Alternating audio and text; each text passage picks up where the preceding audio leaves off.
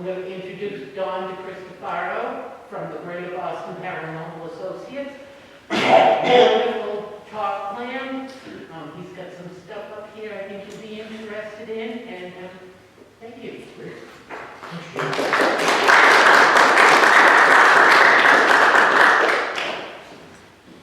Hey, how are you?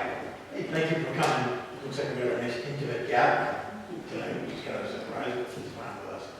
I am Don DeCristofaro from the GBPA, Michelle Rossman, Lou Calcagni. These are two of the stalwarts of our organization. The equipment that I have here, I'm going to talk about a little bit. We're going to limit our discussion tonight to the USS Salem, rather than kind of be all over the place. But as a matter of context, when we talk about the communication we do aboard the ship, I want to be able to show you exactly what I'm talking about when we communicate, so you'll have a little bit of context as we move forward. Okay.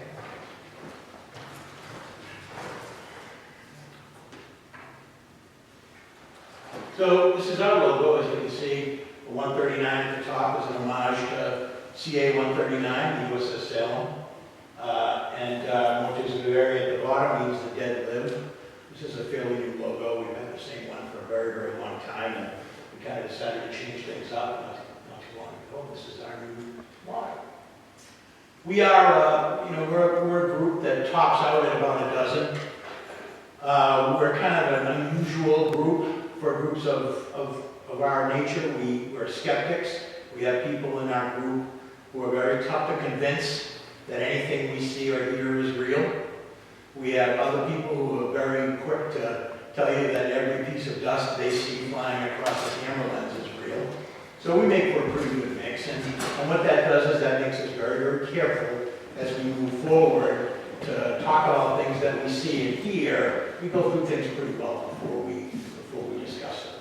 But the primary thing about our group is we approach these things from all different angles. We have people that are very, very much into the technological aspect of what we do. Some of the equipment that's of an electronic, technical electronic nature. We have others that are more into old school type equipment, and we'll talk about that as we go forward. But the way we look at it really is that the people that we're dealing with as we go to these locations, and especially aboard the Salem, they're the same people they were before they passed. And they deserve to be treated with the same respect that you treated them as you dealt with them in life. Especially guys aboard the Salem. Lou and myself are both ex-Navy. So, we see these guys as having been through a lot of the same experiences we went through. And I think that helps us to communicate with them. And we'll talk about that a little bit too as we move forward. Last but not least, we have a good time everywhere we go. And when we're not having fun anymore, it'll be time to give up the ghost, so to speak. It'll be time to pull the plug on the whole operation. So, as you can see, we have a tendency to have a good time, and that's evidenced by the fact that this picture was taken on the porch of what many people consider to be the most haunted house in America, the Sally House in Atchison, Kansas. And by the looks on our faces and our general demeanor, I'm going to assume this was taken before we spent the night. Because we were much more dour when we were leaving, I promise you. This is a location that didn't want us there and made it abundantly clear to us over the course of the night that it wanted us to leave. So you may have seen us around, whether you even knew it or not. We've been on a number of the shows that are on Discovery Channel. Kindred Spirits and Most Terrifying Places both did episodes aboard the ship. The original Ghost Hunters did an episode aboard the ship. We were featured on Chronicle on Channel 5. Just recently we were on CBS Boston or Channel 4, did a feature on it with us. We've been on the radio, WATD, WMEX, and WBZ, and the Ledger, of course, and the other local papers. The picture that you see here is in the dining room of Jim Morrow's house in Storrs, Connecticut. You see Michelle and Lou here on the end, and I'm standing next to the coach. Even Aggie is the other member that was with us. ESPN contacted us in the fall of 2022 and told us that Jim Morrow, who had just taken over as the head football coach at UConn, was living in a haunted house, and they wanted us to come down and investigate. So we went down to stores, and we spent, I'm going to say, about 3 hours, a little more than that, in the Morrow's house, and they featured us on College Game Day Saturday before Halloween, which was pretty exciting. I joked with some of the people that are on the big shows, Amy Bruni from Kindred Spirits and Jason Haas from Ghost Hunters, that they may be big shots, but we played to a much larger audience than any of those people have ever played to at any time in their careers, probably all combined. Some of the places we've been pretty much all over the place. You've seen the Sally House in Kansas. The Villisca Axe Murder House in Iowa was a place where we spent the night on that same trip. Some of these places you've heard of course. The Lizzie Borden House in Fall River. The Conjuring House in Harrisville, Rhode Island. Any of you have seen the movie The Conjuring, the original? This is the house where those original events supposedly took place. And we've spent a number of nights in that house. So these places are most of them are fairly active locations. The most recent was Mid-Orange. But the Salem is really our bread and butter. USS Salem in Quincy is where our office is. It's where we run events. We do both public and private investigations there. And we host special events on occasion. But we're trying to stick more to investigations because it is currently, I hesitate to use the word haunted when I say the most haunted, because haunted can mean a lot of different things to a lot of different people. But it is far and away the most active location in the Northeast, to the best of my knowledge. I know that everywhere we go, we have some pretty good nights, but we always come away saying, oh yeah, but it wasn't the ship. I'm really spoiled. We were very, very spoiled by the nights we spent at the ship. So for those of you who aren't familiar with it, Salem was a heavy cruiser. She is the only heavy cruiser left afloat. She was only in service for 10 years, 1949 to 1959. She had two sister ships, the Des Moines and Newport News, both of which were active long after Salem was decommissioned. In fact, Newport News saw service in Vietnam. And I don't think she was so much outdated, so much as the world had changed around her. You know, by 1959, the Cold War was really kicking into high gear. The Americans had, I'm going to say, about 40 nuclear submarines by then, and the Russians were trying to keep up with that number. And Salem just wasn't built for that kind of war. She was built to slug it out with other ships like the Salem, and there were no other ships like the Salem. The battleships had yet to be recommissioned. So in '59, when Salem was decommissioned, her 8-inch guns were the largest shipboard guns on Earth. And she just was too slow to be chasing after submarines or to get away from them, for that matter. So she was decommissioned. She spent the majority of her time in the Mediterranean as the flagship of the Navy 6th Fleet, and she never saw any combat during her 10 years of service. She did, however, have a death toll aboard the ship of somewhere in the neighborhood of 100 people. The largest number of those were due to an earthquake on one of the Ionian Islands off the coast of Greece in 1953. While Salem happened to be in the Med, she was, for all intents and purposes, the hospital. And a lot of civilians were brought aboard the ship for treatment. The death toll is estimated to be about 80 during that experience. I think it's estimated because I'm sure they were far more interested in getting people aboard and treated and off the ship so they could bring more people aboard than they were counting them. And she was over there about 3 days. You know, you've got to remember, she wasn't built for that mission. She didn't have medical supplies or food or, for that matter, fresh water really to sustain that mission for any real period of time. So she was only there for about 3 days. And when she left, she went to the Boston Naval Shipyard. Boston was her home port. And on the next slip was a small light aircraft carrier, the USS Lady. And there was a catapult explosion aboard Lady while Salem was there. And a number of the guys from Lady were brought aboard Salem for treatment, and several of those guys died aboard Salem as well. In 1956, she was on the way back to the Med from Boston. She was steaming with a destroyer, the John R. Pierce. Pierce was doing anti-aircraft drills, and for some reason they stopped the drill. And when they restarted it, they loaded a gun that was already loaded. And as you can imagine, that's not the way to do it. So the mount exploded. One guy was killed outright when the mount exploded. A bunch of those guys were brought over to Salem for medical treatment, and several of those sailors died aboard the ship as well. Along with, I'm going to say, 4 accidents that we're aware of. You know, a ship like Salem, she had about 1,600 guys aboard when she was deployed. And if she's deployed for, 6 months, to lose just one guy over that period of time is probably considered a successful deployment. So we're aware of 4 accidents that took place aboard the ship. So, as I said, the death toll is estimated to be in the neighborhood of 100. And in 1993, Salem was brought out of mothballs in the Philadelphia Naval Shipyard, and she was brought home to Queens. She opened up in 1995 and has been open as the United States Naval Shipbuilding Museum and USS Salem ever since. And whether you're interested in what we do or not, I highly recommend visiting the Salem. She's open from April to Thanksgiving, every weekend. And during dead summer, July and August, I believe she's open Friday, Saturday, and Sunday, as well as all Monday holidays.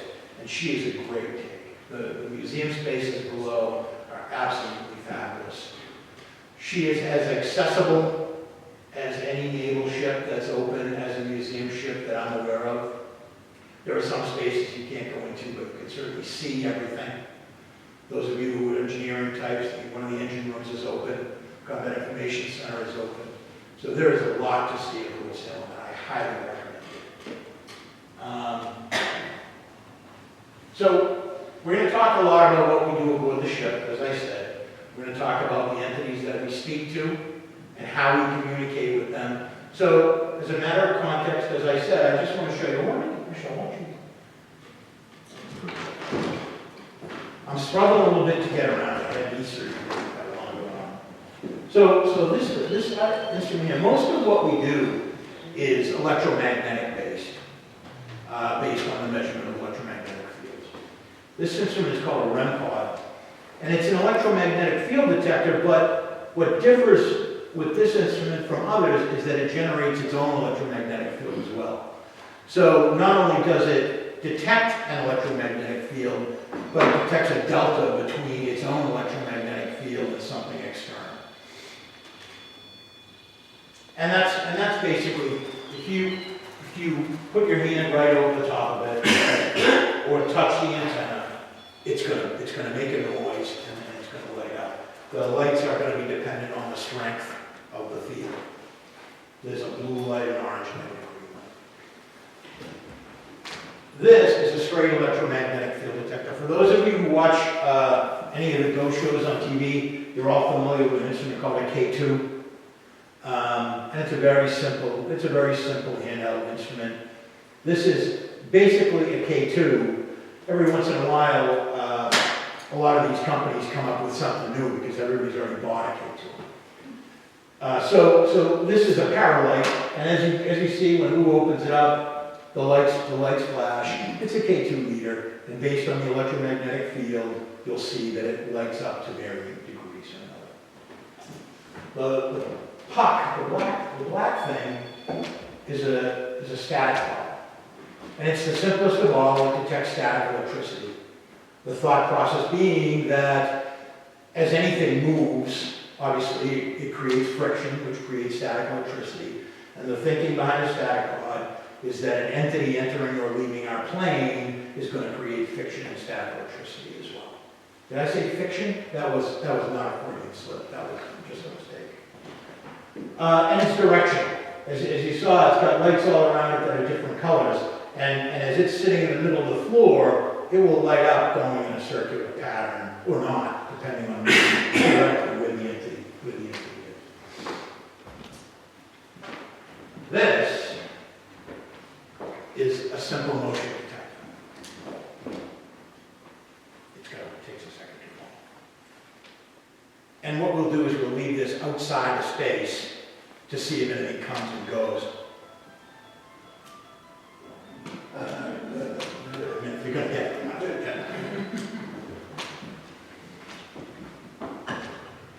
The other instruments, and I think I always joke that it's because I'm old, but I am more of an old school guy, and these are my dowsing rods. And I really believe that this is a personal energy thing. And as a result, when I say my dowsing rods, I mean my dowsing rods. We have several sets aboard the ship that if guests want to give it a try, they're more than welcome to use, but these are my dowsing rods. Nobody uses these. And you'll see in a video we're going to show, you're going to see very clearly how these work. As you can see, when you're holding the dowsing rods, you're not actually touching them. They're in a copper sleeve.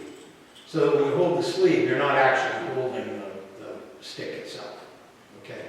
So I'm told that it's possible to manipulate them, but I'm apparently too stupid to do it because I've never been able to figure out how to make it happen.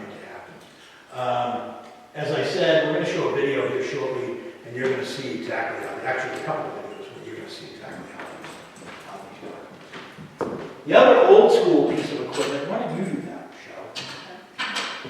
So another form of dowsing is pendulum dowsing, and this technique's been around for a long time. It's actually my favorite tool to use. I like the old school stuff too, and I think it's has to do with, I'm also sensitive, so a lot of the stuff that comes through the pendulum, I can sense myself. So there's a connection, and I'm the same way about my pendulums. I prefer that nobody else use them. If somebody was wanting to buy a pendulum, and they would ask how would I pick one? You go pick the one that speaks to you. So when I go into stores, I will hold the crystals in my hand, and whatever I feel the best vibe from, that's the one I leave with, and I think everyone has that ability. We use this to get answers to yes and no questions. It's very personal to how the pendulum actually moves in response to that, but usually, for me, it's the motions are forward and backward and left to right to answer yes, no questions. And it doesn't always work. Sometimes there will be a location that is very active and you get a lot of answers using a pendulum, but the electronic equipment is not doing anything. Or sometimes it's vice versa. On the ship itself, we have a lot of luck with this, the electronic equipment. Don gets stuff with his dowsing rods, but I don't always get answers using a pendulum. It depends on who is there speaking with us. Another thing that I use this for is to find spaces where the veil is a little bit thinner and areas where spirits can come and go. Some people refer to them as portals. And how I use the pendulum is, and this, again, it's not always the case, but if this pendulum starts to spin in a counterclockwise manner, that's kind of the other side. Our energy centers in our bodies, they spin clockwise.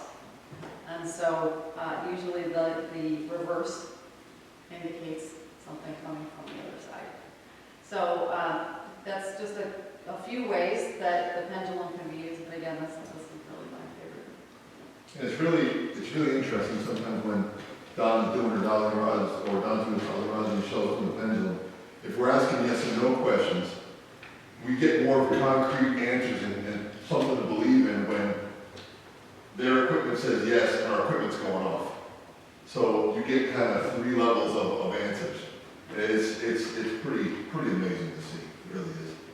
And that's why I picked, again, one of the videos I'm going to show, I specifically chose because I'm using my rods, and you can clearly see the equipment going off all over the room at the same time. So we'll get into that. Thanks for showing.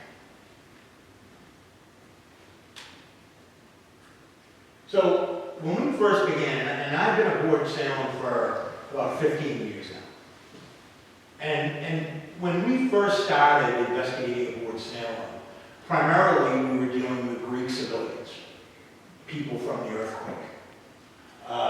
It was a guy named Nico, and it was one of those situations where Nico was always happy to speak to us. He spoke to us somewhat electronically, always with my rods, always. And he seemed to enjoy speaking with us. He said he did, and it was always enjoyable to talk to him, but I always came away feeling terrible because Nico was looking for his family. And the idea that there was nothing we could do to help this guy, you always felt hard when you were done. Because you wanted so desperately to do something for this young man, and there was nothing we could do. The good news is that we haven't spoken to Nico in quite some time. And we are of the opinion that he has found his family and that they have moved on together. Maybe that's glass half full thinking, but that's our belief in any event. There is a young girl, 7 years old, named Lucy, that we speak to regularly. Michelle's played Ring Around the Rosie with Lucy back in the third mess of the ship many times. I speak to Lucy's mother with my sticks on a regular basis.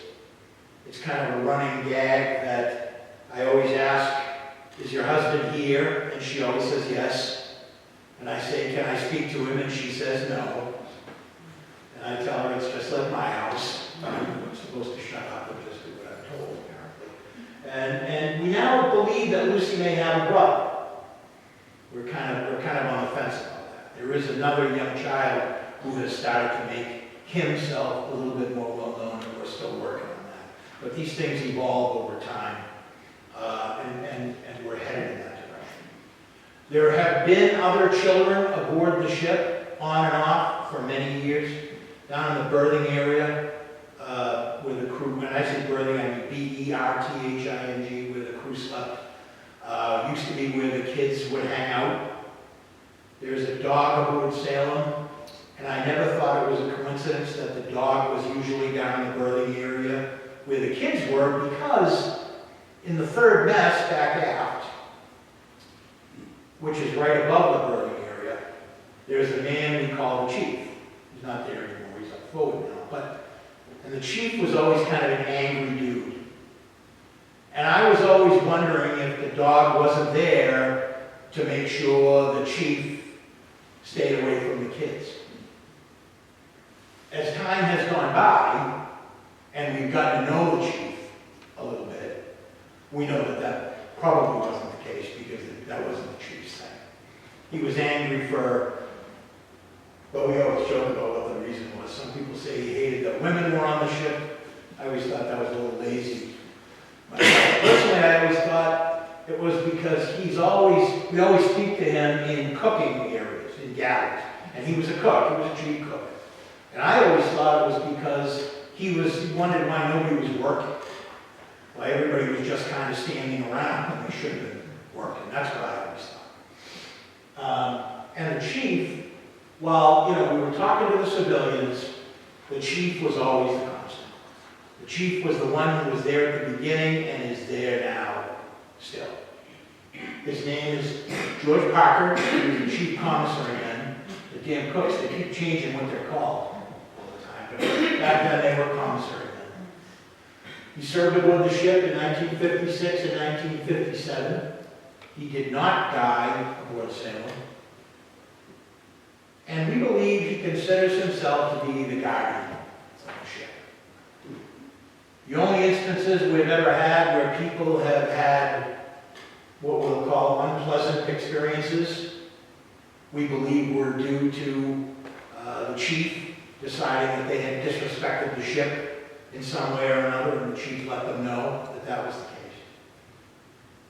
We had some YouTube guys come aboard, and I'm going to be honest with you and tell you that when this guy first called and said, hey, my name is Elton Castille, and I'm a YouTuber, my first thought was, your parents just must be overjoyed. And then you realize he had 4.5 million subscribers on YouTube. This guy did an event last summer aboard the ship, and I'm not exaggerating when I say he must have made $35,000 or $40,000 that night. For the whole experience, from the meet and greet through the investigation, from beginning to end, he charged $600, and at least 15 people bought those tickets. He actually charged $666, but I try to avoid saying that. When those guys were there the first time, when they were nice guys, but they were crazy. And one of them got a very bad cut over his eye because he tried climbing around on one of the 8-inch guns and he fell. And he had a pretty bad cut over his eye. And he said, I have no idea what happened. He said, I was just fine. He said, and then all of a sudden I just found myself on the deck. I had no idea. The chief hates Halloween. You know, we used to do a Halloween thing on the ship, and we think the plug was pulled because of things the chief did to make it so unpleasant. The last year they tried to do it, fire starting all over the ship, and they could never figure out where they were coming from. And that thing was supposed to go till the first weekend in November, and they didn't even they pulled the plug. I don't even think they got to October, actually. They pulled the plug before they got anything near Halloween. So anyway, when these guys left, one of them turned around and he took a picture of the ship from the pier. And this is that picture. Can you see what's in the circle? And where that is? That's right where that kid fell, first of all. And I'm going to tell you, we spent a whole night trying to take that picture. That shadow has to be 10 feet tall, would you say? You're standing next to the gun turret. Yeah. Gun turret's at least 10 feet. And we spent a good night trying to take that picture. Standing all over the place, standing on chairs and on tables to try to make the shadow bigger, and we just couldn't do it. And frankly, I believe that this is the chief making sure those son of bitches left his shadow.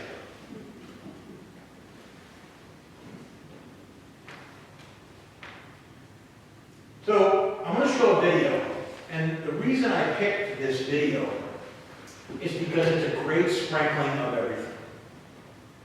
In the video, you're going to see we're in the wardroom galley. Now, on a ship as big as the Salem, everybody had their own mess area where they ate. The officers ate in the wardroom, and the wardroom has a pantry and a galley that's up in the forward part of the ship. And that's where we believe the chief kind of hangs now, is in the wardroom galley. So what you're going to see is the wardroom galley. You're going to see me leaning on the table, Lewis to my left. Michelle is there. You're not going to see her because she's standing outside the galley to the forward side. I have a motion sensor outside the door of the galley, but it's pointed in the other direction. So Michelle is standing on the forward side. The motion sensor is pointed aft towards the surgery. There's a REM pod on the table. There's a paralight on the table. And you're going to hear Michelle and another woman who was a guest talk about what happened to them as this thing is unfolded. The other thing that I just want to say, and I'll explain it later, you're going to hear me ask the chief if he, at one point I say, do you know who I lost today? And we're going to talk about that at length later on. I'm not going to get into it right now. Okay? Do these lights like dim? Do they dim, right? The audio is great. The audio through the system is awesome. So like I was saying to you earlier, this is where you're going to see all the equipment going off when we're asking the questions. It's pretty incredible. really is. Great, thanks, Gene. So here you can see that square, that rectangle, you see, that's just an example of a menu or something, don't worry about that. But you see in the background, there's a guest standing, and Lou is to my left. So, Chief, I want to ask you something. Can you all hear all right? Yep. Because there are some of us who feel as though you folks on the other side have the capability sometimes to know what's going on in our heads. So I'm going to ask you know who I lost today? You see the run pod in the end, the parallel lighting up, right? No one's touching it, no one's around it. Do you know where his rank was? That is a negative response.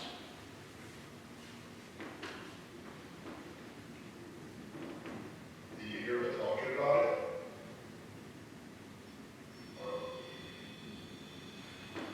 When we first got on the ship tonight, Chief, Don told me that he lost a friend. Did you hear us talking about that? He was a first class cover. Was it the guy with your roommate? Bunkmate? For the record, I got a bunker.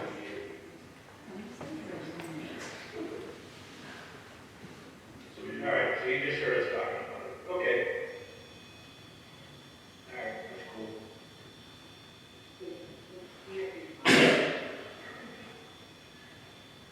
To be honest, I'm good with that. Like, really. Chief, tonight in the hospital, we were talking about with Brian, and it seemed like he was being disturbed by another spirit or entity. And it seemed like it wasn't just there, but Michelle was playing with Lucy in the third match tonight. And again, she was scared away. Do you know what's scaring her away? You do.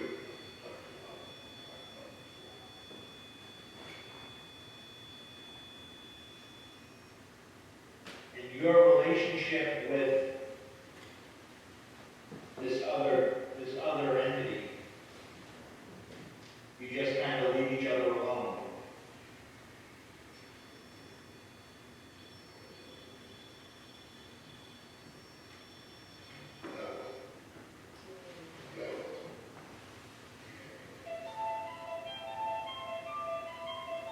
I did not move. And I think he went right past me. Yeah, because that's facing the other way. Because I had this tingling in my head. Right from I don't know who that was. That's facing the surgery, so she's straight, so. Chief, are you still here? Are you still here with us right now? Or, I also had this pain in my head. Right before that. Really? I mean, it was just my head. It did not. Oh, it could have been somebody going by. So was there someone else in here with us? Besides you? Eddie? Okay.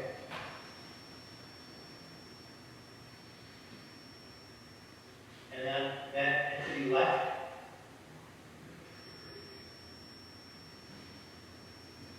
see, now there's only one piece of equipment going off, because it's not as strong. That's what, you said that the sensor she's going to. Yeah, Yeah. because it's, I can see it But reflecting. that makes sense. It left, it went by, it affected her, and then it went right out the door. You know who that was?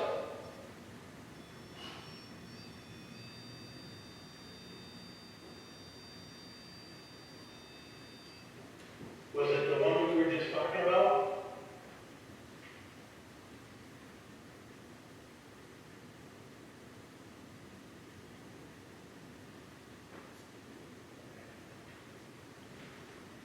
Was it somebody we know?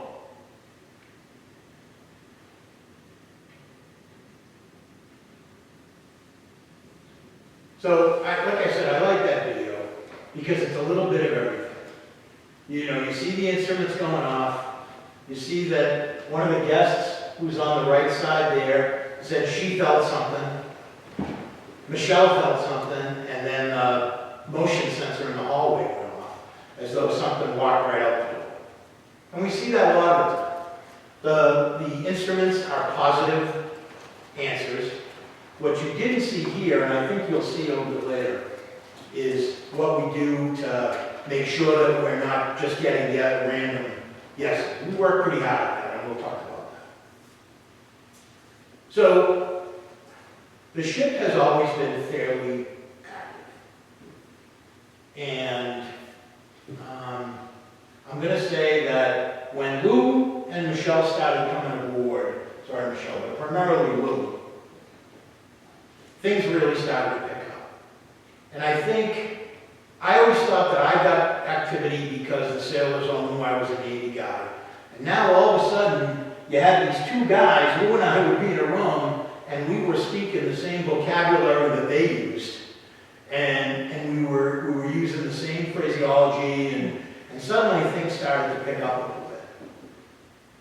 But there were two events that happened in the same summer. It's not last summer, but the summer before. That the ship literally exploded from an activity standpoint. The man on the left is Master Chief Hospital Corpsman Frank Laz. This is a friend of Lou's. And I'm going to let you talk about Laz and how that all happened. So he and I came into the Navy at the same time in 1991. I retired in 2012 after 21 years. Because of all of his time out at sea and going with the Marines, he made rank really fast, so he was still a Master Chief. Recently divorced, taking care of the daughter who had been diagnosed with cancer. His daughter was kind of his life to him. He didn't care about anything else in life. He and I would hang out all the time. We deployed everywhere together, went everywhere together. He's like a brother to me. Loved him like a brother. Daughter came down with cancer. Daughter fought cancer for about 2 years. Lost her battle to cancer, unfortunately. From that time, went in kind of a downward spiral. As time had gone by, he took his own life with a 9mm pistol to his chest. I didn't know that at the time. I was sitting at work at the time at the Portsmouth Naval Shipyard. I worked with safety at the Naval Shipyard, inspecting work as it's being done in the submarines. And I got a call from a good friend of ours who said, you know, Laz passed away, he took his own life. I didn't know how. Really, really distraught. It wrecked me for quite some time. Because again, when you're in the military, these are your family members. They're not your blood relatives, but they become friends and family to you. They stick with you all throughout your life. And I was a wreck. When I got home, had it not been for my wife telling me that he was there with me somehow, some way, communicating with her, bothering her, basically making it difficult for her to breathe, letting us know that he was there, stayed with us, came on board the ship with us. We talked to him on board the ship. So he was following, attaching himself to us. I believe he still does. He comes on board the ship with us. And now we're able to use him and speak with him on board the ship in a way that, frankly, I never knew possible. Because Don and I are sailors, and Michelle's pretty familiar with everything now, with all the communication and talking that we do. He's able to communicate with the other sailors on board the ship and say, hey, you know, you didn't want to talk to these guys before, but they may be dressed in civilian clothes, but they're sailors like us. Talk to them, treat them like their family. And ever since then, it's just kind of exploded. Again, had it not been for the team and my wife, this would have really wrecked me. But knowing that he's still there, and frankly his daughter is still there on board the ship, because we've had one of our members, Eva, who's seen his daughter on board the ship, seen shadows of his daughter on board the ship, and doing things to her that she did to us when Laz and I were in submarine school together, studying, coming up, doing the whole spider thing over your face, you know, touching your head, kind of bothering me, I'm not letting us study. When we were in Iraq, you know, talking, getting you get that quick AT&T phone call, he'd always be talking to her, I'd be talking to her.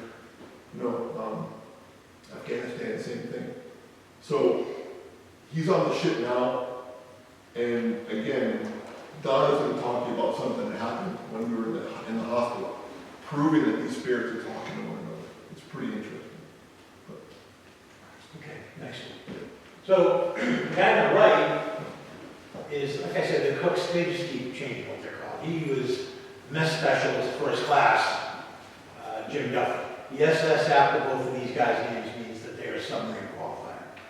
So, Jim Duffy and I served together aboard the USS James Madison 40, about 40 years ago.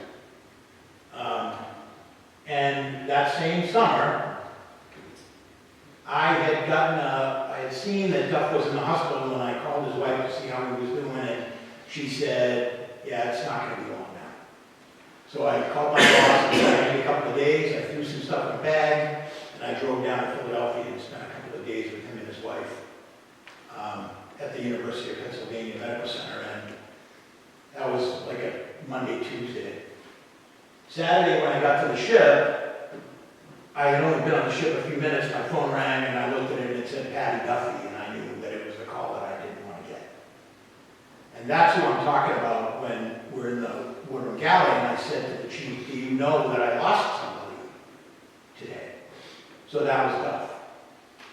And that night, Duff came to the ship, and I thought he just came to say goodbye. What I know now is that, like Laz, he visits on a pretty regular basis. I want to show a video, and I apologize for the way I'm going to show it, but the truth is, I looked all over and couldn't find it. This is a great video, too. This is in the Chief Petty Officer's mess aboard the ship. And as you can see, no, as you can't see,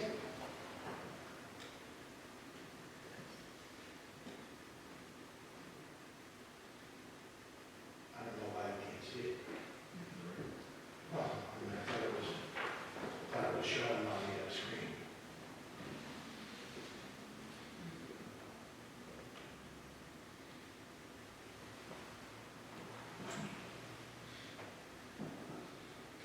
Well, it's not going to do any good to tell you about the damn video. It's stuck down one.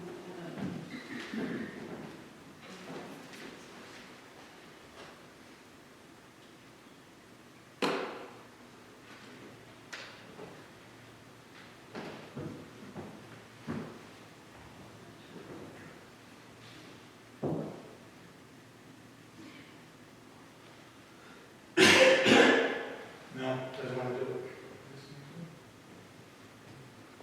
If it helps, I saw the cursor pop up before you unplugged it on the top left of the projector screen. So I don't know if it's just on the right side of your computer screen. Yes, I saw the mouse and the cursor. Yeah, I don't know. There it is. I see it again. I saw it again on the left side. It was like side to side. I don't know.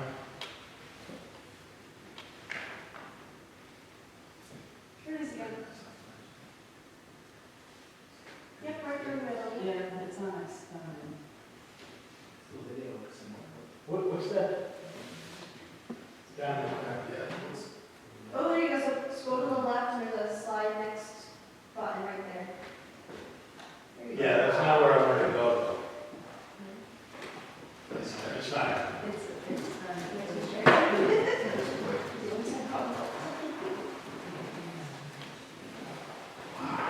This is riveting, huh?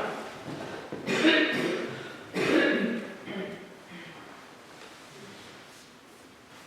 that's if you got multiple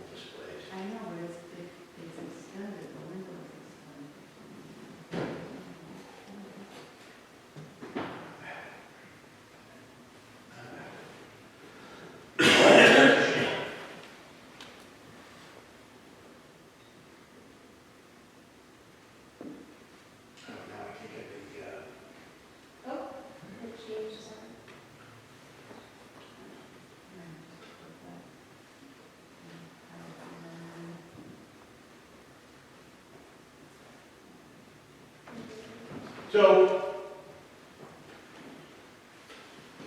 I'm sorry about the video. I don't understand why that's not working. That's too bad. But because of Jim Duffy and Frank, this is now who we're speaking to aboard the ship on a regular basis. And it seems crazy, I know it does. But, you know, as Lou explained, and it's yet another one of the things that we talk to people about, and I fully understand that if you're skeptical about all of this stuff, it sounds crazy. But I think Lou's right. I believe these guys aboard the ship, I think Jim Duffy and Frank told these guys that these people are sailors too, and they know what you went through. They know what your life was like, and it's okay to talk to them. Because we have literally every weekend somebody new popping up out of nowhere and seemingly saying, hey, you know, I've got a story to tell as well. These are the whiteboards that are up on our office wall aboard the ship. And these are the guys that we speak to.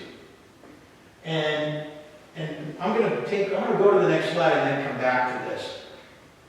Because I want to show you that the information that you saw on those whiteboards, it is an arduous process to get to.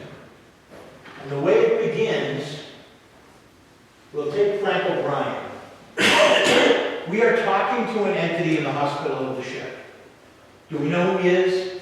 Absolutely not.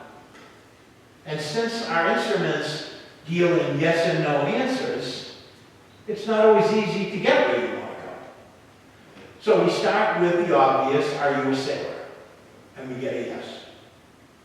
Are you a sailor from USS Salem? And in this case, we get a yes. So we know we're speaking to a sailor from the Salem, and we want to know what year he was aboard the ship. The way we do that with yes and no's is, did you serve aboard the ship before 1955? And through process of elimination, we get to the years that Frank O'Brien was aboard the ship. When the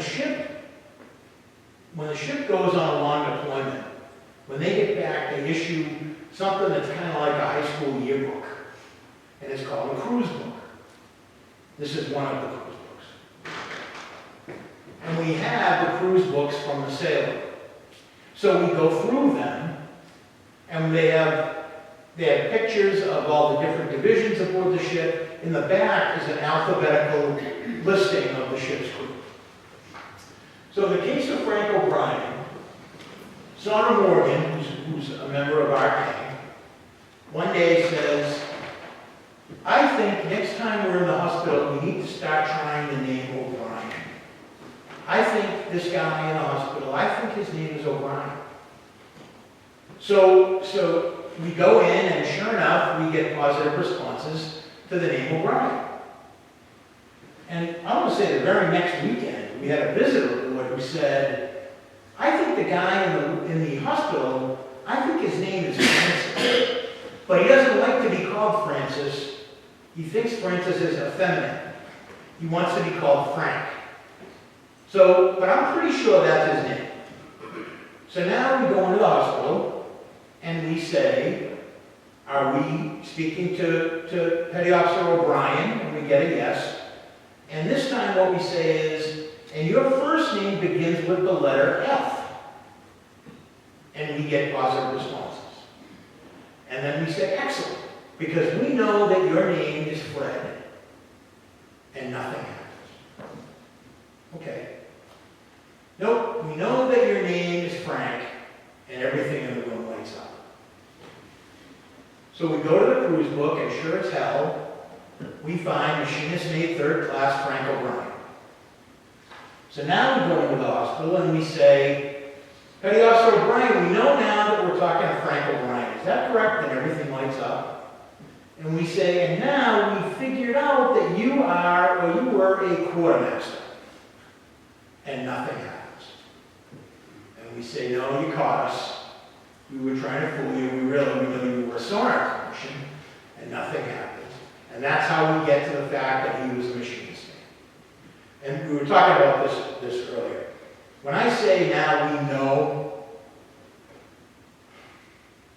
we feel through deduction, we feel fairly certain. I use the word know, but can you ever really know?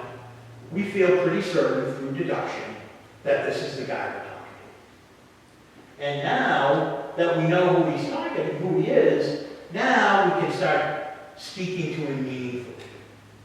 We know his family, we corresponded with his daughter. And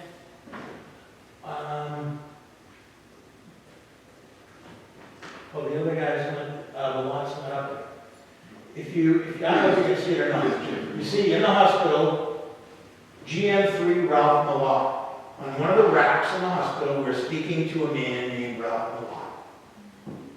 When we ask our standard questions, are you from USS Salem? He says no. Okay. Are you from John R. Pierce? And he says yes. So one of the things that we use when it says other archives, through newspapers.com, I find Ralph Malott's obituary. Ralph Malott was a sailor, a gunner's mate aboard John R. Pierce, who was brought to USS Salem and died in the hospital. Why is Frank O'Brien standing watching over Ralph Malott? Machinist mate in a hospital. Through looking at the cruise book and through the obituary, they're from the same hometown. They knew each other before the meeting.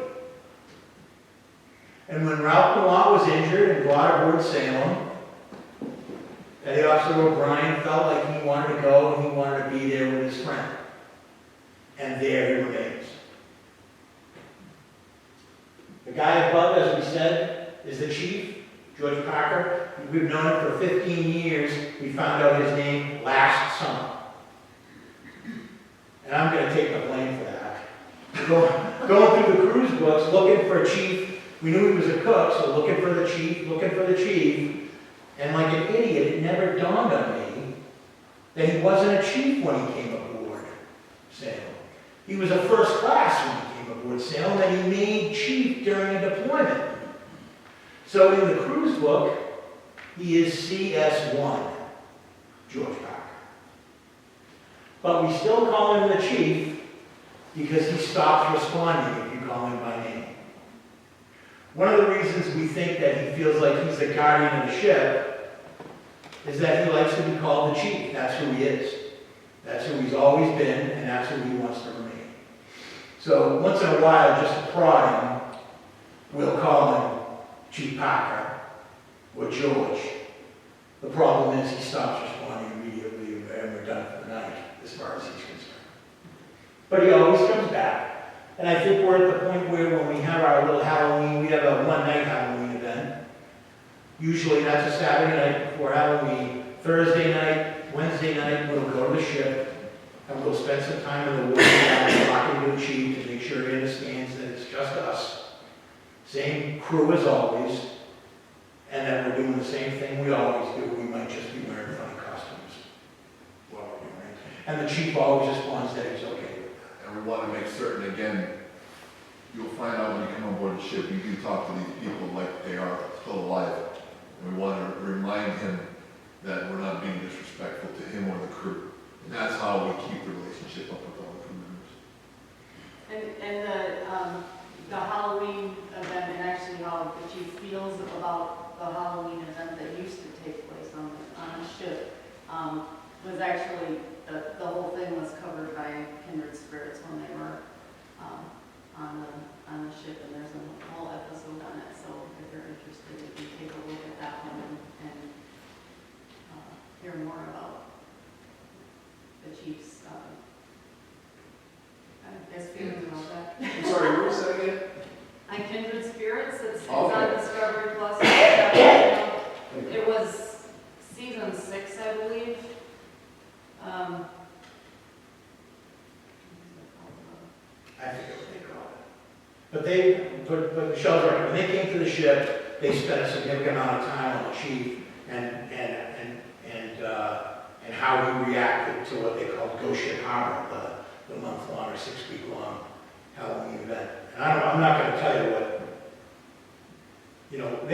so when Kindred Spirits was aboard the ship, they had me stand in the third mess in this little alcove on one side of the space, which was kind of where he hung out at the time, the chief. And they said, we want you to get the chief's name. And I said, it's not going to happen. We've been trying to get the chief's name for 10 years, and it's not going to happen. And they said, well, we don't want you to abuse him, but be blunt with him and tell him to stop, just to cut it out, and just give us his name, because we don't want to get going. So I said, okay. And I stood in this area with an audio recorder, and at one point I saw them, they were on the other side of the room, and I saw them react to something. I didn't know what it was at the time. And then they said, okay, that's it for now. Well, the next day when we went over evidence, the one thing they told me was that at one point on the end of the recording, you hear me say, he's gone. That's it, he's left. And they said they knew he left because they watched a shadow go down the bulkhead, right down the bulkhead and around the corner out a hatch. And as soon as that shadow went out the hatch, I said, he's gone, I can feel it. But what you hear on that recording, and it is the clearest audio recording of an entity I've ever heard in my life. It's called an EVP, electronic voice phenomenon, meaning you don't hear it, but it appears on electronic recordings later, usually digital. And what you hear is, you hear me say, okay, Chief, cut it out. These people are leaving tomorrow. You've been screwing me around for 15 years, but they're leaving tomorrow and they want your names. Just cut the shit and give me your name. And the clearest recording I've ever heard in my life said, fuck you, Don. And it was so clear that they used it on Kindred's completely, but they used it because it was literally the clearest EVP I've ever heard in my life. And I'll never forget Amy Bruni, that was the host of the show, walking by me saying, oh, no, yeah, you were Chief. No, that was a great idea. And she just kept walking. So, as you go down the list now, there's a regular Master Chief by the name of Robert Jacoby. And he's a great example of the entities aboard the ship because he's somebody who we've changed a lot of perceptions of the Master Chief as time has gone by. In that recording, we hear that Lucy was afraid. It was Robert she was afraid of. Lucy's mother tells us that Lucy was terrified of Robert. Robert has been nasty in the past. Sandra had a very bad experience with Robert. We had a medium aboard last summer, early last summer, who said that he got right in her face. She said that she felt as though if he could have hurt her, he would have, is what she said. But we talk to Robert pretty regularly now. To be completely honest, Robert goes home with me a lot of the time. Or other places. He follows me other places. We spoke to him as far away as Cleveland at one time. And we talked to Robert. And we asked him if he knew why Lucy was afraid of him, and he said no. And we said, well, does she need to be afraid of you? And he said no. So we talked to Lucy and her mother and went through all this that Robert doesn't understand. He's kind of a creepy looking guy from the pictures we've seen. He's kind of pockmarked and he's kind of a creepy looking dude. But he doesn't understand why people are so afraid of him. And now, Lucy's no longer afraid of Robert. He and the Chief don't get along well. That's who I was talking about when I said you and him just kind of stay away from each other. The Chief says he's angry with Robert because of the way he treats women. Because of what he did to Sandra. And something, this communication between these entities.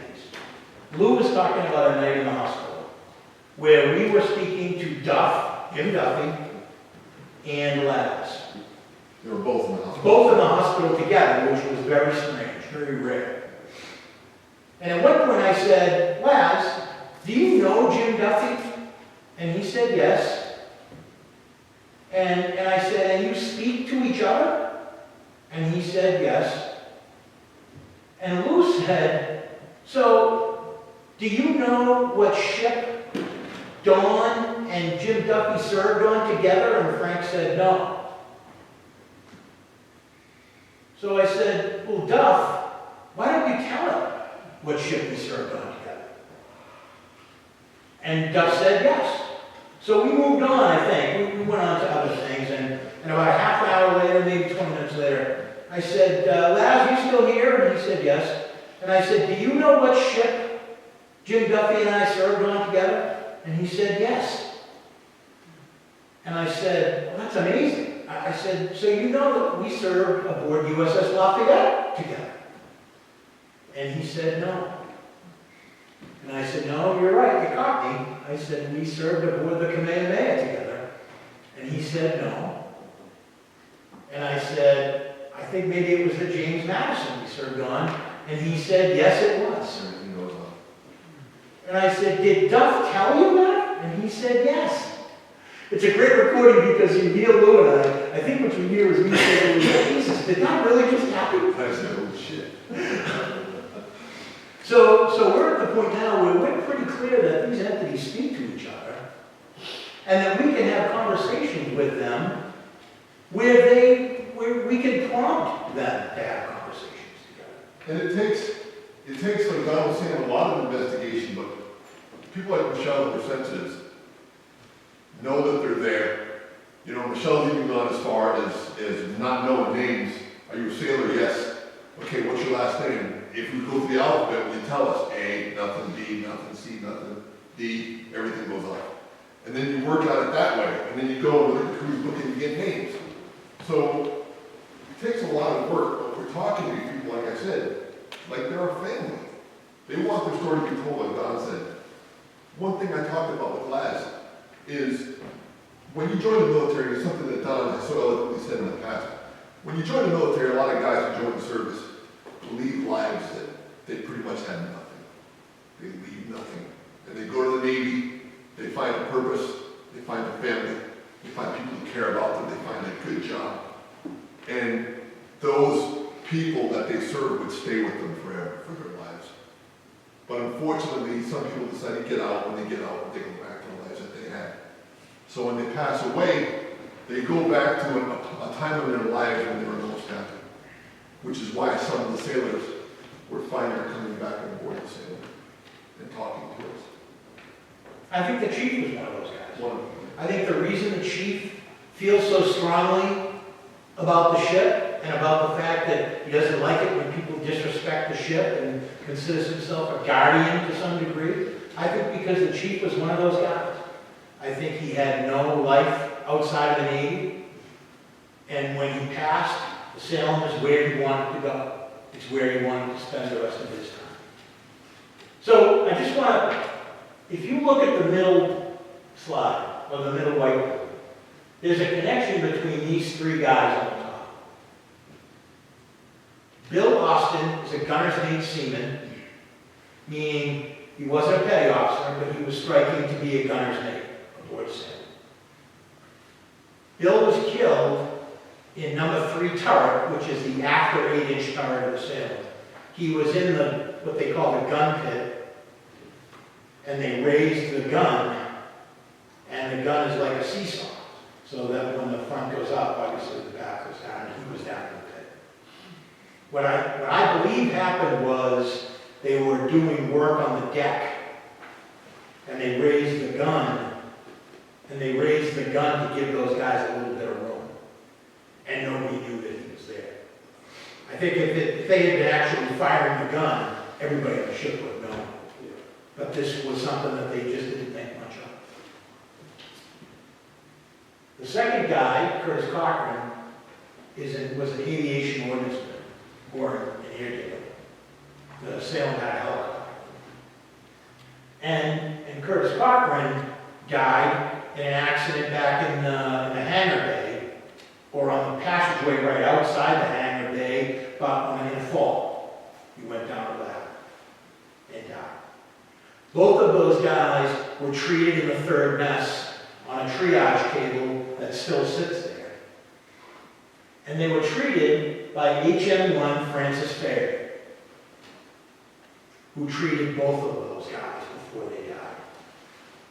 And this is another way that we know these things. The accident Bill Austin died in was a rumor. We never talked about it because it was just a rumor. And then a woman donated a bunch of letters to the ship that her father wrote home while he was stationed aboard the ship. And man, going through all those letters, sure enough, he wrote a letter home about an accident in number 3 turret, about a young kid who had a very bad head injury. They were working on him all day and they didn't think he was going to make it. Suddenly it's not a rumor anymore. So this is the connection between these guys. Curtis Cochran is a guy that we had been seeing for a very long time. We called him the Peter, because people had a tendency to see him. If you were looking down a passageway, you would see hands and somebody look around the passageway and then duck back. Just a shadow. So we called him the Peter. And it was, as you can see, when I say communication with the entities themselves, it was Bill Austin who told us he knew who the Peter was. And through deduction, we found Curtis Cochran. He was, as I say, he was ID'd by Bill Austin and rated Master Chief Dakota. Francis Faraday was a guy who initially we thought was a doctor because we spoke to him in the surgery. And now we speak to him more back and forth. And he left the ship and came back as an officer. We think a lieutenant commander. Got commissioned. Was commissioned and came back as a lieutenant commander. That may be why we thought he was a doctor. But we speak to him as well, and he acknowledges that he worked on those 2 guys and that they were both lost because of those acts. Gene Forbes at the bottom. This is a guy who just kind of out of nowhere, as I said, showed up in the surgery one day saying, hey, I have a story I want to tell. And we got to him the way we got to the others in terms of who he was. It took us a little while longer with him because we couldn't figure out why the heck a dental technician was in the surgery instead of the dentist's office. We used to spend significant time in the dentist's office, and it was usually active in there, but nobody in particular. And then we started thinking, well, they do pull teeth in surgery. Yeah, so we spoke to him in the surgery. The guy on the bottom is gunner's mate 2nd class Aaron Shackelford. This is a man from John R. Pierce as well. This is a man who's now told us that he would like to leave, that he would like to cross over. And we're going to have to, as we go into this season, the ship opens in April, we're going to have to talk about how we're going to deal with it. Because if he wants to leave, then we certainly, it's certainly not up to us to keep him someplace he doesn't want to be. And if we can help him go, then we certainly are going to do that. But we think the reason he wants to leave, he tells us often how disliked he is aboard the ship. And what we have now deduced, we believe that he's the one that caused the accident aboard John R. Pierce. In fact, to listen to him tell it, he did it intentionally. Double up to get intentional. Because there was someone he wanted to hurt. We haven't gotten that far yet. But according to him, he did it intentionally because there was someone he wanted to hurt. But he was killed in the explosion as well. And he's on the ship. He's on the ship pretty regularly. We talk to him pretty much every week. And he's trying to somehow, some way gain forgiveness from the other sailors, and it just isn't working because of the way he treats them. They're afraid of him. So I wanted to, one of the tools I didn't show you that we use are cat toys. We love our cat balls. And it's a plastic ball that's got lights in it, and you put it on the floor, and lights up when it gets hit. And we have some videos here. I want to stress that we didn't take these videos. One of the great things about being the host group aboard the ship is that we don't care about taking credit for things. You know what I mean? It's the ship, so we use it. But the video on the left was taken by a group called Silence Paranormal, which is a group of deaf women investigators. They're really good. They've been over the ship a bunch of times. And the video on the right was taken by my favorite ghost group name ever, Schrodinger's Ghost. And these are both catwalk videos that are pretty interesting.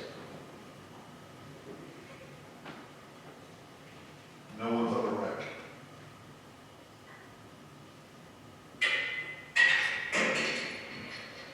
Now, I don't know. I don't see how that happens.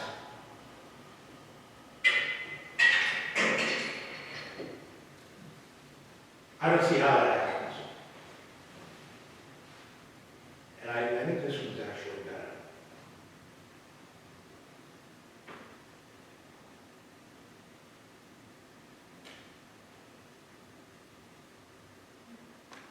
Oh, jeez.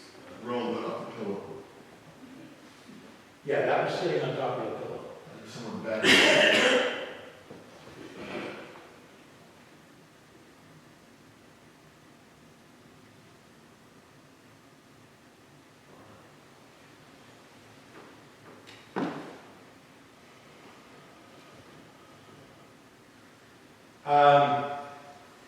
This is what I call the old standby. Every haunted location there is has one of these. You'd like us investigating your ship? Here. You'd like us investigating your ship? It's kind of like if you don't have a get out or go away or we don't like you, then you're really nobody in the paranormal community. That's just kind of weird. So this was taken during Ghost Ship Harbor, the Halloween event. That's why the ship is so crazy, it has the crazy colors. But one of the guests took this picture, which I kind of like. It's kind of like what you would expect a ghost to look like, isn't it? I'm not sure what it is, but I kind of like it. Oh. Let me tell you. So, we were aboard the ship, Sandra and I were in our office, and we very clearly heard a woman crying. And then we heard a noise coming from out towards the surgery. And we heard the woman, as we started walking down there, we heard the woman crying again. And a woman came aboard, not half an hour later, and took this picture of the surgery. And I gotta tell you, what I really love about this picture, now, I don't know what you think of it. It looks to me like somebody laying on the table. But what I really love about it is, if you look closely, it looks to me like there are people standing around the table. See what he just said? Can you see that? So if you look close, there's an entity on the table getting treated. And then, if you look right here, there's someone or something looking down on it. See that body right there? That's what we thought anyway. And we just love the fact that we heard the crying and went down and took that picture. We just thought it was great. Okay, so I have a blow up of this one in case it's not as clear, because I consider this picture to be a once in a lifetime capture. You see the woman in the orange blouse, and this woman kept saying, she's a medium, and she kept saying, there's somebody behind me, I know there is. There's somebody behind me. And then the kid on the left in the glasses all of a sudden said, hey, somebody just hit me on the arm. And someone a little further down, this was in the hospital, just leaned out and took this picture. So those are the only two people in this photograph. There is nobody standing between them.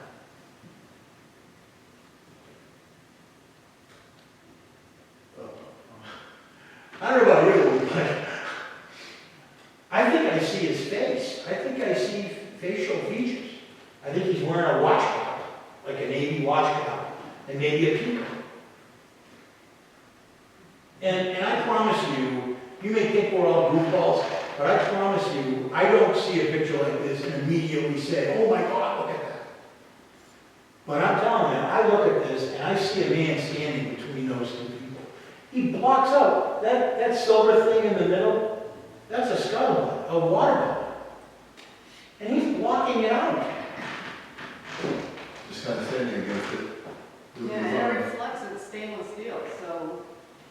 And I'm telling you right now, I was in that room, looking in that direction. The guy that took the picture was sitting right next to me. And I'm telling you, there was nobody there. I know it, I was standing there.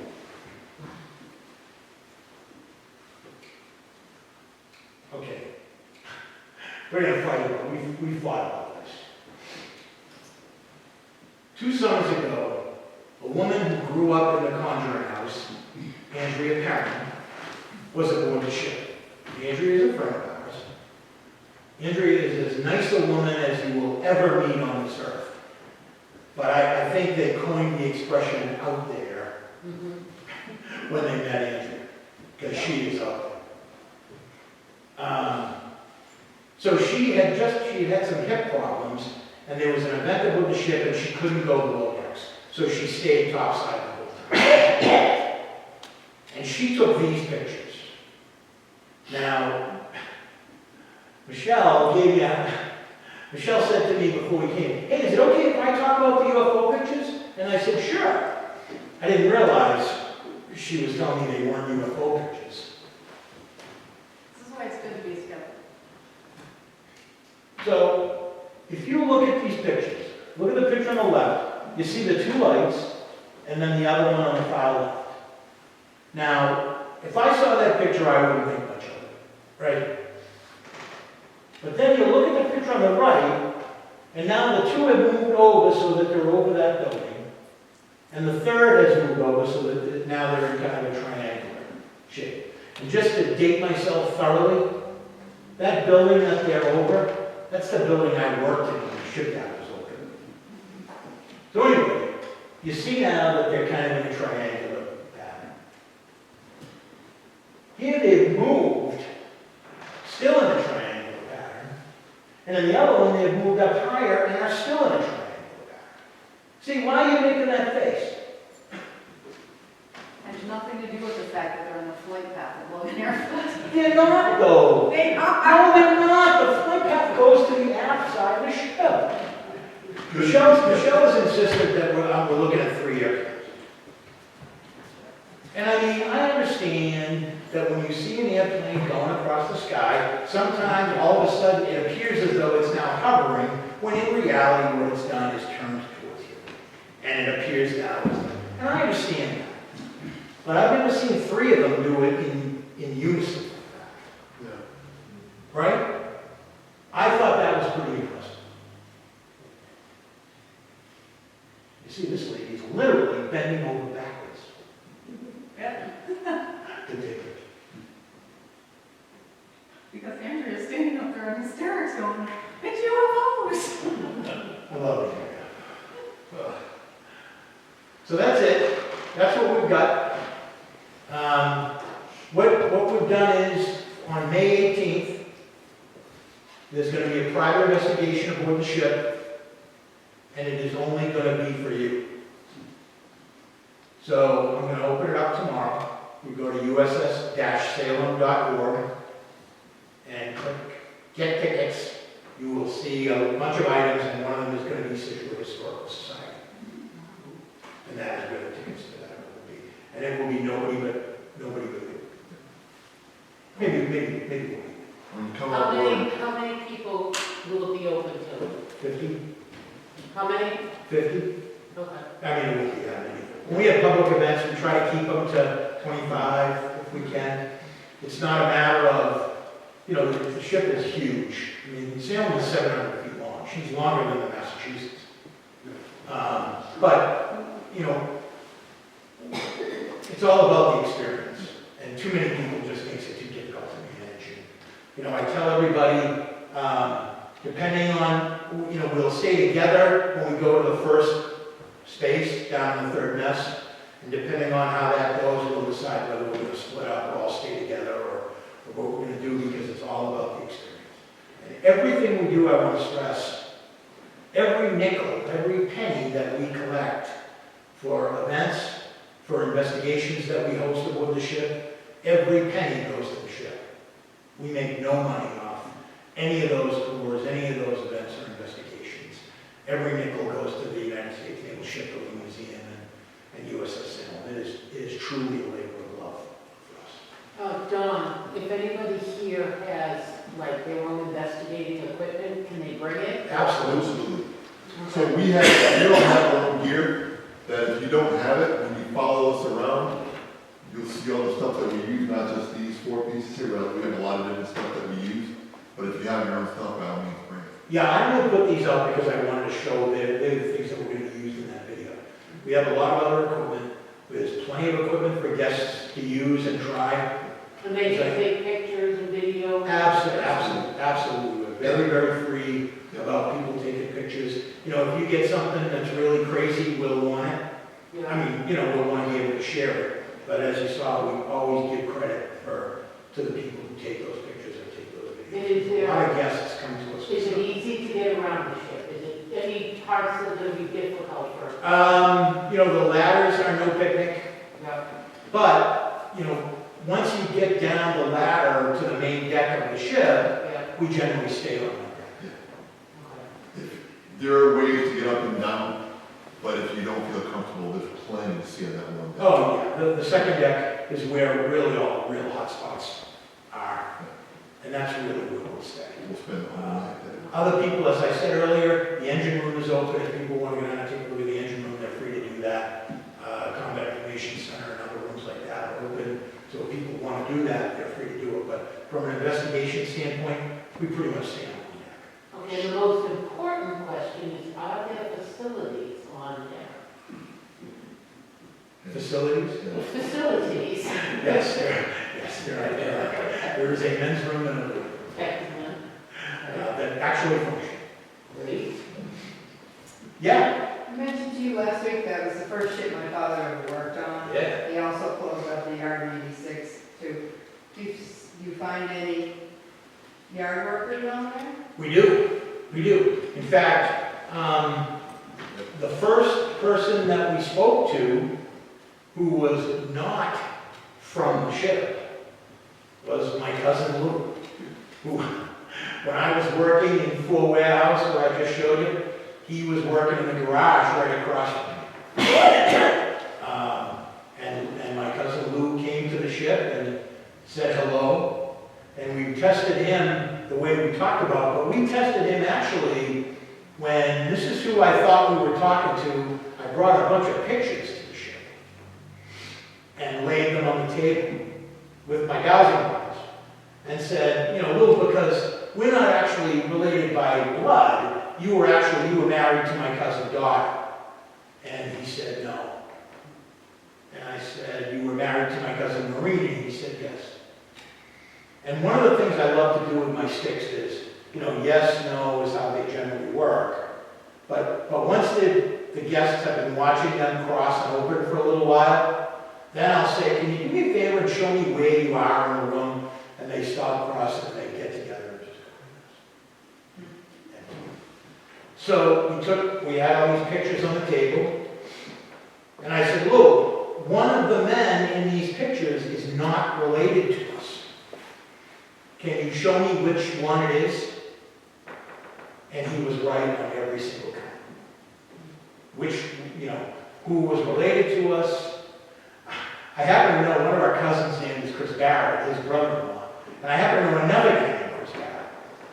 So I said, one of the men in this picture is not named Chris Barrett. Can you tell me who that is? And he was right. He pointed at the guy who was not named Chris Barrett. So yeah, we've spoken to him. Michelle talks about portals.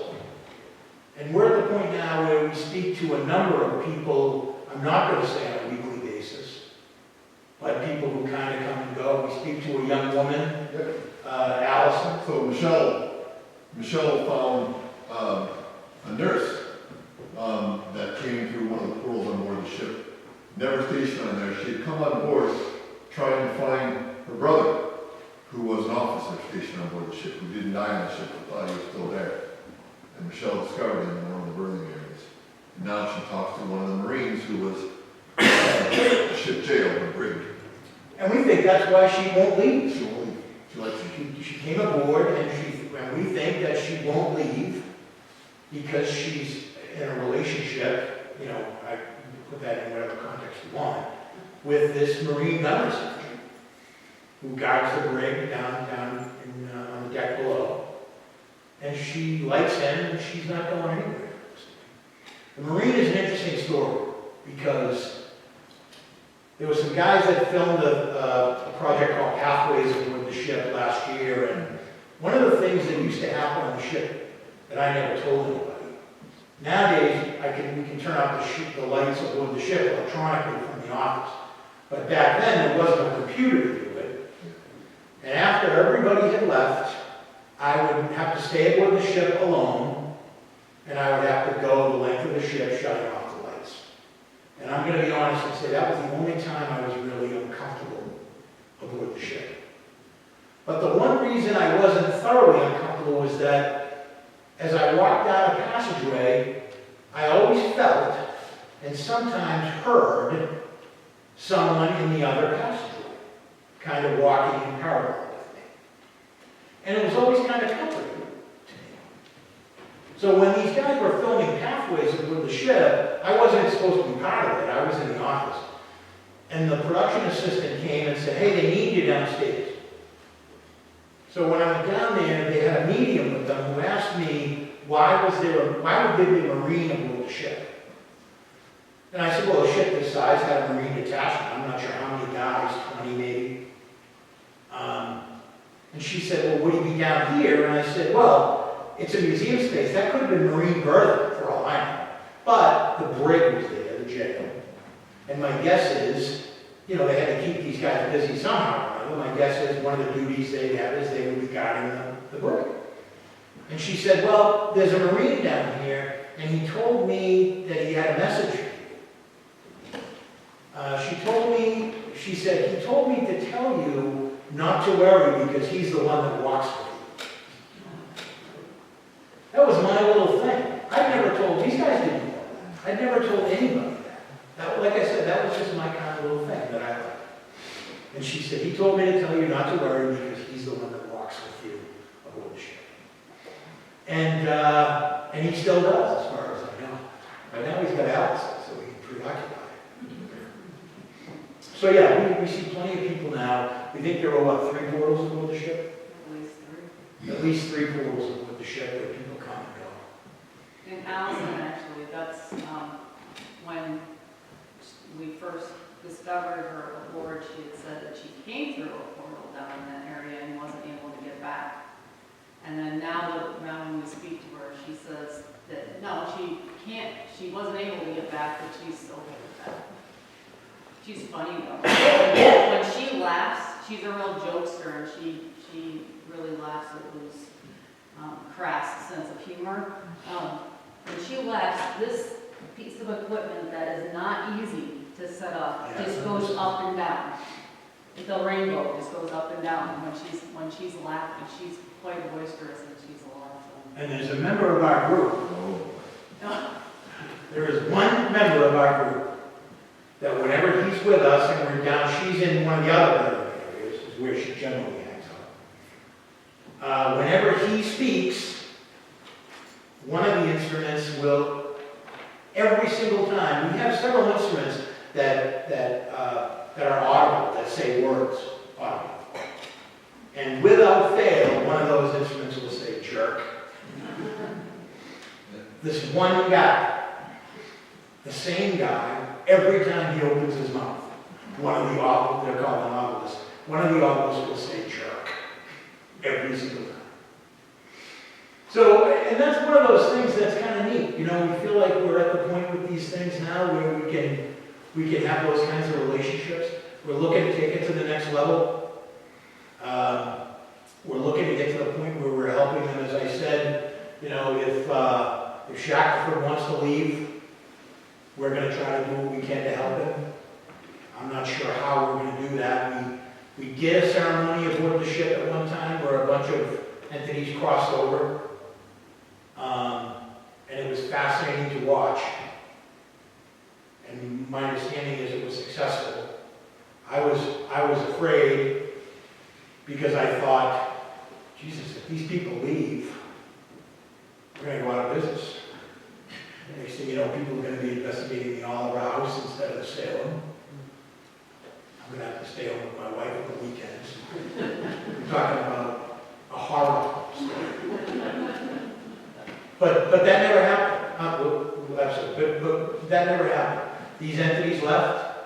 Some make noises occasionally like they want to go, but others are very content on the ship. Certainly, if they want to go, we're going to help do it. I have a question before I ask a question. Thank you for coming on witness night to share your experiences. Oh, no, thank you for asking. The question is, maybe it's unanswerable, why do spirits stick around and why do they locate a particular focus? Well, so one of the things that I said about earlier, a lot of times when spirits pass away, they revert back to a time when they were happiest in life. And they go to places that they're familiar with, whether it be homes, schools, workplaces, ships. And that's why I think a lot of these spirits are coming back. But I think in a more general sense, I think the vast majority of entities that we find, either on the ship or anywhere else, are here still for a specific reason. They have a message. There's something they want to tell someone. They have some kind of unfinished business. There's something they want to do that they were never able to do. I think generally, this is going to sound funny, but I think generally there's a specific reason why the entities stay. Is that what you were looking for? They have something they want to tell somebody. They have someone they want to say goodbye to. They have a message for someone, or there's something that they want to do that they never got to do before they died. I think that's why they leave. I think that's why that happens and they leave. Nico found his family and away he went. I think. I mean, you know, there's no, as I said, there's no knowing. One of the things Andrea Carmen and I have in common is that one of Andrea's favorite expressions is, when you're dealing with a paranormal investigator or a ghost hunter, the second he calls himself an expert, flee. And I couldn't agree more. That's the easiest way to find the guy that's full of it, is the guy who tells you that he's an expert. Because if you're not learning something every time you do it, then you're doing it wrong. Expert is a grip under pressure. Say again? Said, an expert is a grip under pressure. Yeah, that's exactly it. Sir, you got a question? Yes. Why do you think the Salem is such a congregating spot for spirits, and are other museum ships like this? There are some museum ships around the country. I know that the Queen Elizabeth, but the Lexington, the USS Lexington, the aircraft carrier, Yes. is supposedly very haunted. Yeah, they almost got her in Quincy too. See? They almost got the Lexington in Quincy before the Salem. I see, that's funny. I didn't know that. I was told, because my dad was part of that. She wouldn't fit through the bridge. Well, she went out the bridge. Well, yeah, they modernized it. That's true. She went out the bridge. Actually, I think she's the one that wrecked it. The way I understood it was they were trying to get the Quincy. And the Quincy ended up in Galveston, Texas for some reason. And the Salem was kind of a fallback. This was my understanding. Yeah, and you have ships like the in Newport Harbor, the USS Forrestal, the one where John McCain served on board, where they had the big aircraft explosion that killed 30 people. Yeah. That one's extremely haunted. That's what. That one's extremely haunted, but they don't have people on it. Well, she's extremely rigid with it. Extremely raging place. Oh, they didn't scrap that one yet? They brought it down. It's in Philadelphia right now. They get ready to scrap it. That's a Kennedy. The Kennedys. Kennedy, everything else in the It's in Brownsville. Brownsville. I posted a great thing on Facebook a few weeks ago. This isn't ghost stuff, this is movie stuff.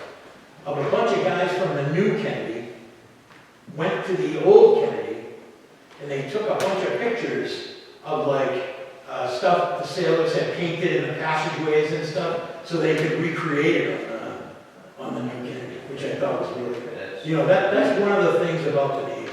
That's one of the things I'm so glad that I can look back and say that I'm a Navy veteran. That is such a Navy thing to do. Have you encountered any spirits from Newport News? Well, Michelle's laughing because we had encounters with the guys from Newport News, I know that much. But spirits from Newport News, we have not. Look, Massachusetts, and they're still down there. I mean, I've been down a bunch of times. Never lost a man. I spent the night years ago aboard the USS North Carolina in Wilmington, North Carolina, which is supposedly very haunted. But I spent the whole night there, nothing, as far as I know, other than the fact that it was about 1,000,000 degrees. Good question? Yeah, so from what you said, seems like with the passing of your friends, that the activity got more so on the ship. So do you think this high activity is something to do with you guys? I think when we come on board the ship, and it's only been a couple of years now where over Halloween, not as a costume, but I somehow squeeze it into my own Navy dress uniform. I come on board the ship. Just to remind the sailors that, you know, we were in. When you come on board with a dress like this, they don't know that you served. And it wasn't until our friends passed away that knew us, that crossed over, that they were able to communicate with those spirits on board the ship and tell them, hey, these guys tell you they're sailors, they're not joking around. They're right. You know, they are. And that's when we started getting all this activity that happened. And it wasn't just with Don and I, it was our whole group that were getting trusted and talked to. Now, sometimes you turn on the television and you hear a lot of some nonsense about demons. Do demons exist? Yeah. But on the ship, no. Have some malevolent things happen on board the ship, have been good scratch that a couple people have. Because again, they do stupid stuff and the chief or someone lets them know that they're screwing up. But if you come on board and you're talking, they're gonna, even if they don't know you, if we're with you, they're gonna talk to you. Have you all But to answer your question, I definitely think that those two guys told the other sailors aboard the ship that these guys are okay. You should talk to these guys because they get it, they understand you, and they'll get it. So I really believe that. I think that's why the activity ballooned the way it did. Because I'm telling you, it went crazy. It went crazy. Your two friends that passed away, did they know you did this before they passed away? I wasn't doing it until I came here. It was Halloween a few years back that, you know, Michelle was like, you know, they're doing a ghost hunting thing on the USS Salem, me being a sailor. You know, they come up to me and say, you can take the sailor out of the Navy, you can't take the Navy out. You can take the sailor out of the Navy, but you can't take the Navy out of the sailor. So she's like, yeah, we're gonna go to a ship. I'm like, cool, we'll check it out, you know. And ever since then, 4 years ago, I've never turned my back on it. It's been amazing. But Jim Duffy knew what I did. Because one of the last few times I saw him, we were down at Eastern States Penitentiary, not the time we were in. But prior to that, I was at Eastern States Penitentiary and I had dinner with him and his wife while I was down there. So he knew what I was down there for. So Jim Duffy. If he knew what I did, my friend would lie. He's like, you're an idiot. So yeah, they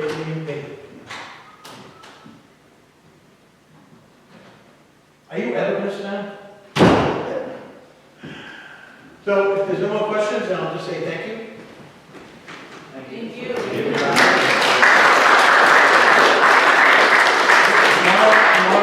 Tomorrow I'll open up that event, and you're more than welcome to come to the ship. It'll be a small event, so it'll be nice and informal. Some of us will be there, and we'll have plenty of equipment to use. You can wander around the ship. And I'm, since the event is genuine, I can never promise that something's going to happen. But I can tell you that it would be a very, very rare night if you didn't meet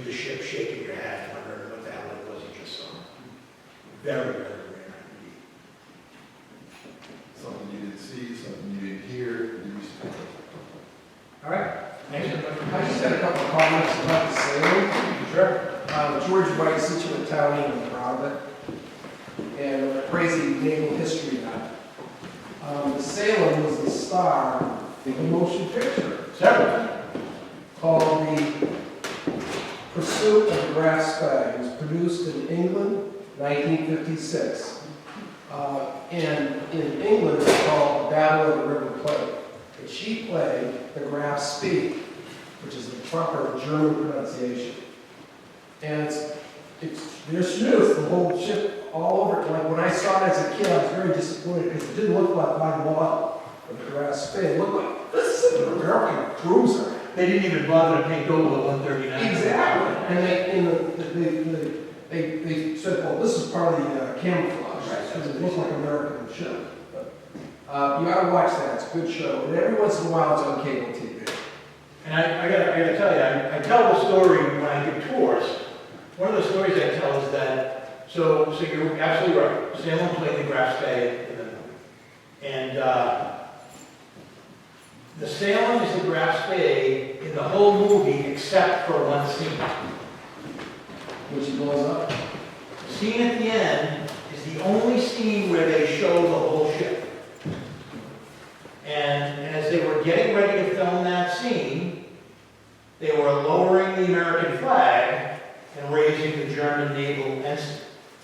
At which time the captain of the Salem, I was told, literally ran from the bridge to the fantail and asked them exactly what the hell they thought they were doing. And when they told him, he said, well, that's not going to happen. So that if you watch the whole movie from beginning to end, at the end, when the Graf Spee sinks, sorry, spoiler alert, it's a British cruiser. It's not the same. Ironically, ironically, the British cruiser looks more like the Graf Spee than the Salem did with the double row of rooms. Yeah. Well, no, there's a lot of similarities of that ship to the Graf Spee. But the Salem was also, just a few years ago, there was a movie with, what's his name, brother? Ben Affleck's brother. Casey Affleck, called The Finest Hours, about the Coast Guard. Well, that was filmed aboard Salem as well. In fact, when you go forward to the Anchor Window Storm, you're in that passageway. I always defend the ship by saying, all this rust that you see all over the place, this is paint. They painted it to look a lot older and more beat up than it really is for that movie. And they just left the passageway the way it is. All the engine room scenes were filmed aboard Salem, and several scenes. If you watch that movie, you'll see a scene of Casey Affleck walking very dejectedly down a passageway coming from getting ringed up by the captain. And that's the passageway that goes from the wardroom through officers' country up to the ankle. So yes, she was a movie star twice. Didn't know that.